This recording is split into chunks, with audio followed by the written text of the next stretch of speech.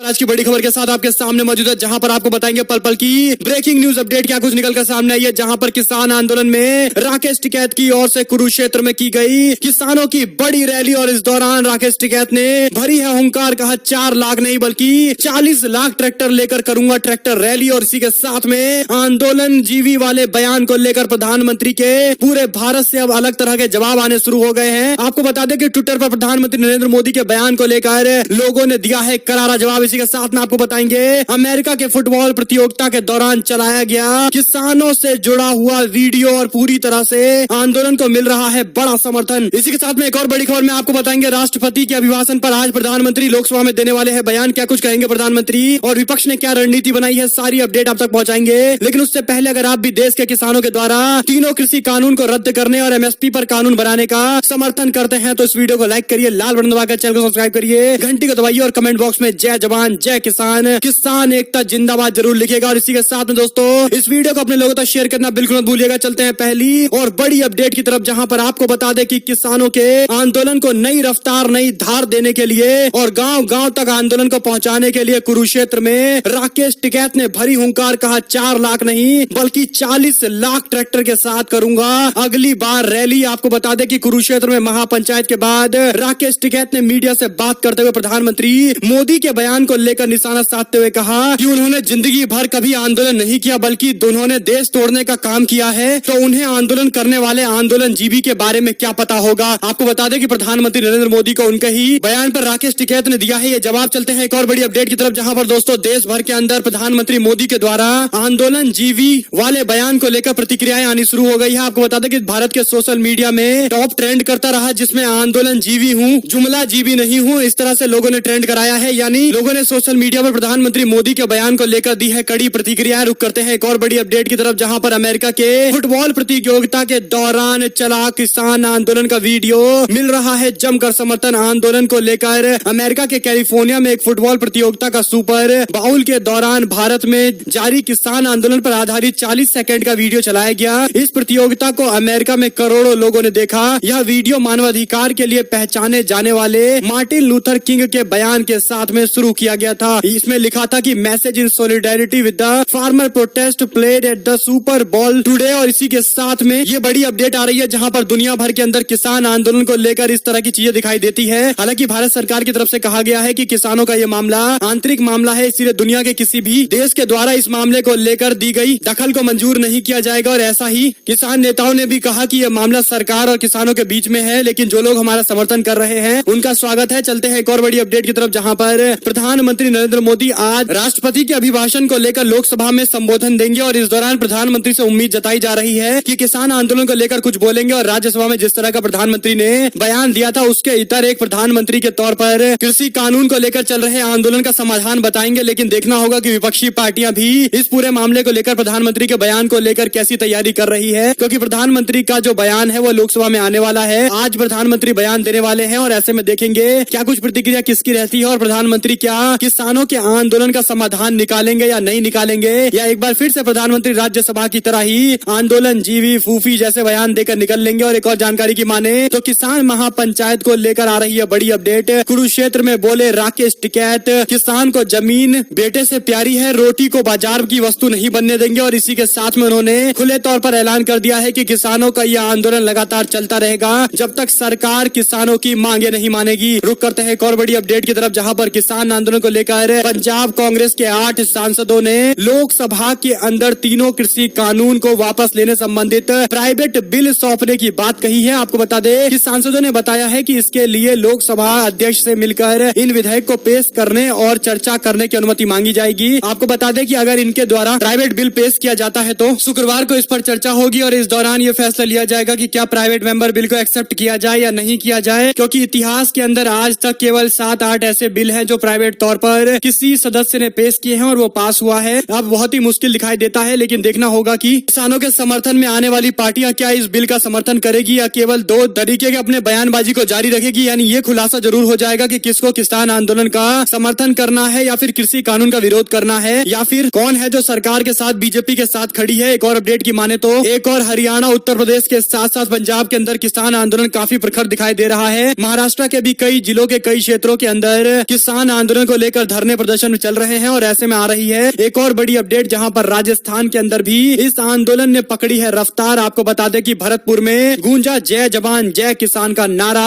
राजस्थान के पूर्व उप मुख्यमंत्री सचिन पायलट ने मंगलवार को किसानों के महापंचायत में जाकर किसानों का हौसला बढ़ाया है। आपको बता दें कि महापंचायत के अंदर सचिन पायलट एक मुख्य अतिथि के रूप में आए थे। उन्होंने कहा कि देश के अंदर 3 कानून लागू किए गए हैं। इन कानून को कृषि कानून कहा जाता है, लेकिन ये कानून किसानों को खत्म करने वाला कानून है। अन्नदाता पूरे देश के अंदर पेट पालता है, पूरे देश का पेट पालता है। वादा तो किया गया था कि किसानों की आमदनी को दुगना किया जाएगा। मैं आज एक भी ऐसे किसानों से नहीं मिला हूं जिसने कहा हो कि उसकी आमदनी दोगुनी हो गई है। दोगुनी की बात तो दूर, बल्कि अब तो स्थिति ऐसी आ गई है कि अपने ही खेत पर गुलाम बनाने की साजिशें चल रही है। आपको बता दें कि सचिन पायलट ने कहा कि किसानों को आज एकजुट होने की जरूरत है। देश के किसी भी राज्य में जो भी व्यक्ति खेती करता है वो किसान है, उसकी कोई जाति नहीं है। वह देश के अंदर किसान के रूप में जाना जाता है। किसानों की मजबूती के लिए हम सभी को एकत्रित होना होगा। पायलट ने कहा कि 12 फरवरी को कांग्रेस के पूर्व अध्यक्ष राहुल गांधी राजस्थान आ रहे हैं। गंगानगर और हनुमानगढ़ के अंदर उनका दौरा होने वाला है। वे किसान को ताकत देकर जाएंगे। आपको बता दें कि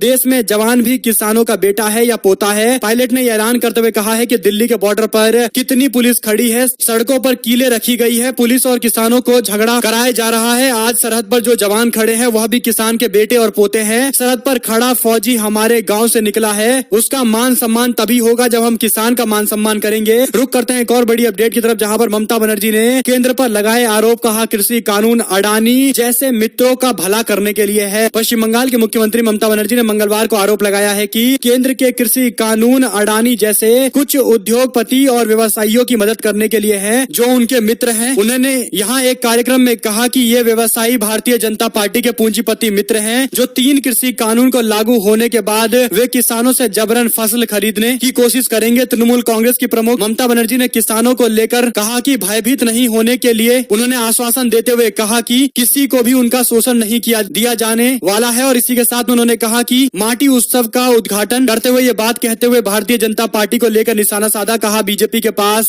कुछ मित्र हैं जैसे अडानी बाबा जो करोड़पति जमींदार पूंजीपति हैं, वे बड़े भाजपा पूंजीपति हैं जो किसानों से जबरन फसल खरीदेंगे और दिल्ली में पहले से निर्मित बड़े गोदाम में संग्रहित करेंगे और जब लोगों को फसल की जरूरत होगी उन्हें नहीं देंगे। बनर्जी ने कहा कि यही कारण है कि उत्तर प्रदेश, हरियाणा, पंजाब के किसान कृषि कानून का विरोध कर रहे हैं। रुक करते हैं एक और बड़ी अपडेट की तरफ, जहां पर प्रधानमंत्री के कमेंट पर संजय राउत का एक बार फिर से बयान आया है। उन्होंने कहा कि आंदोलन जीवी जो खुद रहे हैं वह देश के आंदोलन कर रहे लोगों को आंदोलन जीवी बता रहे हैं। शिवसेना के नेता ने प्रधानमंत्री को अपनी बात का अधिकार है कहने का, लेकिन लोगों को इस तरह की बातें कहना कहीं न कहीं आंदोलन से निकले हुए नेताओं का अपमान है। इसी के साथ में उन्होंने अटल जी, लाल कृष्ण आडवाणी और श्यामा प्रसाद मुखर्जी जैसे कई सारे लोगों का नाम लिया। एक और जानकारी की माने तो सरकार पर बरसे अखिलेश यादव आंदोलन जीवी के बयान पर सपा प्रमुख का बयान, कहा चंदा जीवी संगठन है भारतीय जनता पार्टी। जब किसान ये कानून नहीं चाहते हैं तो सरकार वापस क्यों नहीं कर लेती है, ये भी मांग अखिलेश यादव की तरफ से किया गया है। एक और अपडेट की माने तो पश्चिम उत्तर प्रदेश के अंदर कांग्रेस पार्टी शुरू करने वाली है जय जवान जय किसान अभियान। प्रियंका गांधी दर्जन भर से ज्यादा सभाएं करेंगी। बीजेपी सरकार के खिलाफ चल रहे महापंचायतों को देखते हुए आरएलडी के बाद अब यूपी के अंदर कांग्रेस पार्टी सक्रिय हो गई है। किसान पंचायतें शुरू की गई है। ये पंचायतें खास तौर पर उन इलाकों में होगी जहां पर किसान आंदोलन का काफी प्रभाव है और इस कैंपेन का नाम है जय जवान जय किसान किसान दिया गया है। और इसके साथ में ही किसान आंदोलन को लेकर कांग्रेस पार्टी यूपी के इंचार्ज प्रियंका गांधी खुद लगभग 1 दर्जन से ज्यादा सभाएं करेगी। उनके अलावा रणदीप सुरजेवाला, सचिन पायलट, नवजोत सिंह सिद्धू समेत किसान आंदोलन के दौरान मुख्य चेहरे रहे कांग्रेस पार्टी के कई नेता इस पूरे मामले पर मोर्चा संभालेंगे। कुल मिलाकर ये बड़ी अपडेट इसलिए भी है क्योंकि कांग्रेस पार्टी आंदोलन को एक नई रफ्तार देने के लिए और गांव-गांव तक इस कृषि कानून को लेकर अवेयरनेस फैलाने के लिए इस तरह की मुहिम चलाएगी जिसमें सभी नेता मोर्चा संभालेंगे। 10 फरवरी से ये अभियान चलाया जाएगा जिसमें प्रियंका गांधी सहारनपुर के अंदर मौजूद रहेंगी। यानी आज प्रियंका गांधी सहारनपुर में, इसके बाद मेरठ, शामली, बिजनौर, अलीगढ़ समेत कई और इलाकों में प्रियंका गांधी की रैली होने वाली है। और इसी के साथ में सिद्धू और हार्दिक पटेल भी मोर्चा संभालने वाले हैं। कुल मिलाकर वे सभी लोग जिनका किसान समाज से संबंध है उन सभी को सक्रिय कांग्रेस पार्टी करने वाली है। एक और अपडेट की माने तो कैबिनेट विस्तार से पहले बीजेपी में जबरदस्त घमासान देखने को मिल रहा है। वरिष्ठ नेता ने खुले तौर पर बगावत कर दी है। बीजेपी के वरिष्ठ नेता ने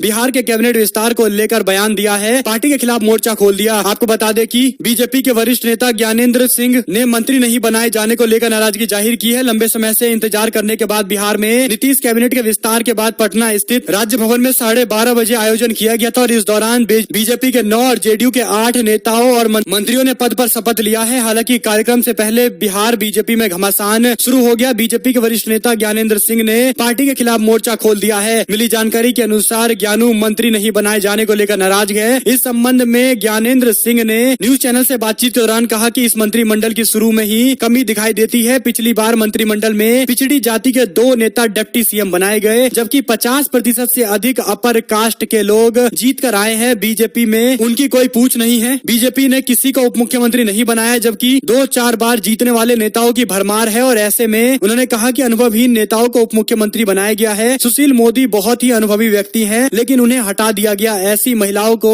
उप मुख्यमंत्री बनाया गया है जो स्पीकर का नाम भी नहीं जानती है। वो स्पीकर को विजय प्रसाद श्रीवास्तव बता रही थी, जिन पर उप मुख्यमंत्री को अपने पार्टी से चुने गए स्पीकर का नाम नहीं पता। सोचिए वो किस प्रकार की हैं। इसी के साथ में उन्होंने कहा कि अपर कास्ट के नेताओं की बिल्कुल भी कदर बीजेपी के नेताओं की तरफ से नहीं की गई है। इसी के साथ में बिहार के मिथिलांचल एरिया से पिछड़े को किसी को मंत्री नहीं बनाया गया है। यानी भाजपा के लिए राजनीतिक समीकरण पर भी काफी नुकसान जल्द ही होने वाला है। साथ ही साथ उन्होंने दावा किया है कि बीजेपी यादव और बनिया की पार्टी बनकर रह गई है। एक और अपडेट की माने तो शत्रुघ्न सिन्हा ने कहा कि किसान आंदोलन पर क्या गलत बोली। रिहाना की विदेश मंत्रालय ने जारी कर दिया बयान। शत्रुघ्न सिन्हा ने कहा कि मैं लता जी का आदर करता हूं और उनके बारे में कोई टिप्पणी नहीं करूंगा। आज मैं राजनीति से जुड़ा हूं तो उसके पीछे लता जी का बड़ा योगदान है। साथ ही साथ उन्होंने कहा कि कृषि कानून को लेकर जो विरोध विदेश मंत्रालय की तरफ से रिहाना का किया गया था, उसमें ऐसा क्या बयान रिहाना ने दिया था जिस पर विरोध होना चाहिए था। आपको बता दें कि उनकी तरफ से यह सवाल खड़ा किया गया है, जिस पर शत्रुघ्न सिन्हा का एक जायज सवाल है, जिस पर जवाब कम से कम बीजेपी नेताओं को और खासकर सरकार के लोगों को तो देना ही चाहिए था। सभी हैरान है कि आखिर ऐसा क्या बोल दिया जिस पर पूरे सरकार को अपना बयान देना पड़ा। एक और अपडेट की माने तो बिहार में कैबिनेट विस्तार से पहले और कैबिनेट विस्तार होने के बाद बीजेपी में जो घमासान देखने को मिला, उसके बाद आरजेडी का दावा कहा मध्यावधि चुनाव होना तो पूरी तरह से तय है। आरजेडी के प्रवक्ता ने कहा कि बीजेपी के दबाव के बीच में सीएम नीतीश कुमार बड़ी मुश्किल से मंत्रिमंडल का विस्तार कर रहे हैं। कैबिनेट विस्तार में देरी ये साबित कर देती है कि बीजेपी नीतीश कुमार पर अपना वर्चस्व बनाए रखना चाहती है, क्योंकि नीतीश कुमार नहीं चाहते कि बीजेपी जेडीयू से ज्यादा मजबूत हो जाए। लेकिन अब ऐसा होता हुआ दिखाई नहीं दे रहा है। भारतीय जनता पार्टी के अंदर में ही काम करना पड़ेगा नीतीश कुमार को। ये बात पूरी तरह से स्पष्ट हो चुकी है और ये पत्थर पर लिखी लकीर की तरह है। लेकिन दूसरी तरफ ये भी पत्थर पर लिखी लकीर की तरह है कि अब मध्य अवधि चुनाव से कोई भी बिहार को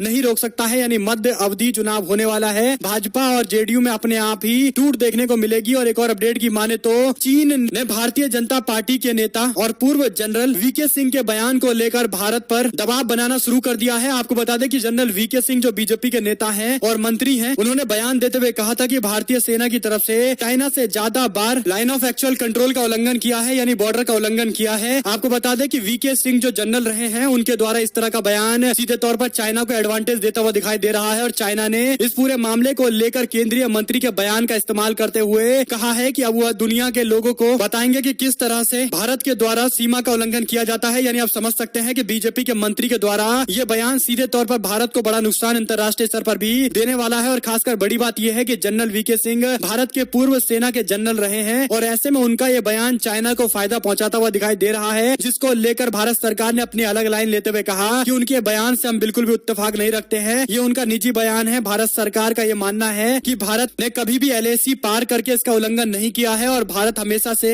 अपने सिद्धांतों पर बना हुआ है। लेकिन चाइना लगातार एलएसी पार करके भारत की जमीन ग्रहण करने की कोशिश करता है। आपको बता दें कि बार बार टकराव की स्थिति एलएसी पर देखने को मिलती है। लेकिन इस तरह का बयान बीजेपी के नेता और मंत्री के द्वारा दिया गया है, जो सीधे तौर पर फायदा पहुंचाएगा चाइना को। इस पूरे मामले को लेकर सेना की सफाई के बाद राहुल गांधी ने कहा है कि अभी तक जनरल वीके सिंह को उनके कैबिनेट से बाहर नहीं निकाला गया, यानी मोदी कैबिनेट के मंत्रिमंडल से बाहर नहीं किया गया, जो सीधे तौर पर दिखाता है कि बीजेपी नेता के बयान से सेना को भी जवाब देना पड़ा है, सेना को भी सफाई देनी पड़ी है, जो सीधे तौर पर सेना का अपमान है। और ऐसे में भारतीय जनता पार्टी के मंत्री पर कार्रवाई जरूरी है। आपको बता दें दोस्तों, इस पूरे मामले को लेकर आप लोग की क्या कुछ राय है, कमेंट बॉक्स में लिखिएगा जरूर। चलते हैं एक और बड़ी अपडेट की तरफ, जहां पर मोदी के भावुक होने पर बोले जयंत चौधरी। कहा ये आंसू किसानों के लिए निकालते तो अच्छा होता। आपको बता दें कि उत्तर प्रदेश के अलीगढ़ के तहसील इगलास के अंदर मुरबार पैठ में किसानों की महापंचायत में शामिल होने वाले राष्ट्रीय लोक दल के नेता और उपाध्यक्ष जयंत चौधरी ने कहा कि ये जन आंदोलन में तब्दील हो चुका है। भाजपा सरकार पर निशाना साधते हुए उन्होंने कहा कि जब लोग वोट की चोट पहुंचाएंगे तभी भाजपा का अहंकार कम होगा। प्रधानमंत्री ने एफडीआई की नई परिभाषा को देकर ये सिद्ध कर दिया है कि ये सब कुछ प्रधानमंत्री व पीएम कार्यालय से दिया जा रहा है। प्रधानमंत्री जो आज आंसू टपके, यदि वह 200 से ज्यादा शहीद हुए किसानों के प्रति टपके अब के होते तो शायद अच्छा होता, लेकिन प्रधानमंत्री को किसानों की कोई चिंता नहीं है। उनको केवल इस तरह के बयान देने हैं और आंदोलन को लेकर ही सवाल खड़े करने हैं। रुक करते हैं एक और बड़ी खबर की तरफ, जहां पर दिल्ली की एक अदालत ने अभिनेता और सोशल वर्कर कहे जाने वाले दीप सिंधु को 7 दिनों की पुलिस हिरासत के लिए भेज दिया है। आपको बता दें कि गणतंत्र दिवस पर लाल किले पर हिंसा के दौरान झंडा फहराने और कई सारे मामले को लेकर दीप सिद्धू के खिलाफ मामला चल रहा है और पुलिस ने अब कार्रवाई की है। एक और अपडेट की माने तो सहारनपुर में होने वाली किसान महापंचायत में शामिल होगी प्रियंका गांधी। एक और जानकारी की माने तो चीन से ज्यादा घुसपैठ करता है भारत। वीके सिंह के बयान पर चीन ने अपना आधार बनाते हुए भारत सरकार पर सवाल खड़े किए हैं, सेना पर सवाल खड़े किए हैं। ये बात हमने आपको बता दी है। एक और जानकारी की माने तो भाजपा में शामिल हुए तृणमूल कांग्रेस के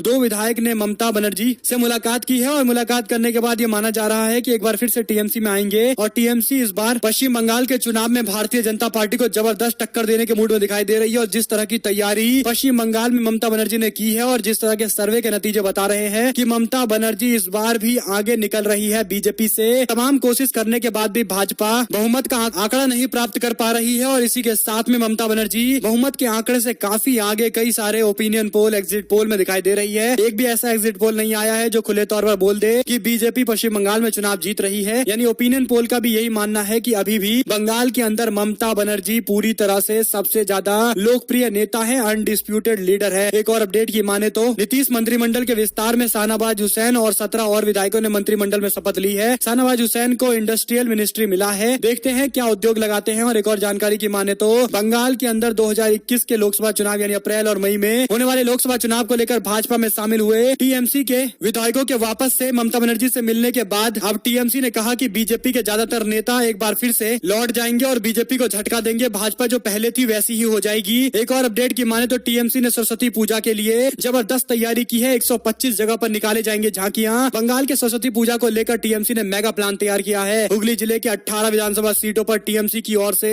सरस्वती पूजा का भव्य आह्वान किया जाएगा। एक और जानकारी की माने तो पुरी के अंदर सीएम पटनायक ने पुरी जगन्नाथ मंदिर के उप नियम वापस लेने का आग्रह किया है। उन्होंने कहा कि एनएमए जो एक्ट लागू किया गया है, जो पास किया गया है, उसको जल्द से जल्द वापस लिया जाना चाहिए। जो भगवान जगन्नाथ के मंदिर को लेकर पुरानी व्यवस्था है उसी को चलने देना चाहिए। और इसी के साथ में उन्होंने केंद्र सरकार से ये मांग की है। एक और अपडेट की माने तो अखिलेश यादव को बिना शर्त मुख्यमंत्री मानते हैं चाचा शिवपाल यादव, लेकिन कहा कि कुछ लोग नहीं चाहते कि पूरा परिवार एक बार फिर से एकता के बंधन में बंध जाए और इसीलिए परिवार एकजुट नहीं हो पा रहा है। इसी के साथ में उन्होंने कहा कि अखिलेश यादव को मुख्यमंत्री मानने में हमको कोई हर्ज नहीं है, लेकिन परिवार में एकता जरूरी है। एक और अपडेट की माने तो लाल किले पर निशान साहिब का झंडा लहराने वाले दीप सिद्धू गिरफ्तार। क्या भारतीय जनता पार्टी से जो लिंक पुराने पाए गए थे उससे जुड़ा हुआ कुछ खुलासा भी होगा या नहीं होगा, या फिर कुछ और खुलासे होंगे? सारी अपडेट आप तक पहुंचाते रहेंगे। एक और अपडेट की माने तो सुप्रीम कोर्ट में योगी सरकार ने मुख्तार अंसारी को बताया आतंकवादी। स्वतंत्रता सेनानी और उपराष्ट्रपति के परिवार से हूँ, मुख्तार अंसारी ने जवाब देते हुए सुप्रीम कोर्ट में ये बात कही है। यानी कुल मिलाकर मुख्तार अंसारी को उत्तर प्रदेश लाने के लिए यूपी पुलिस की तरफ से सुप्रीम कोर्ट में पहुंचा गया है। और एक और अपडेट की माने तो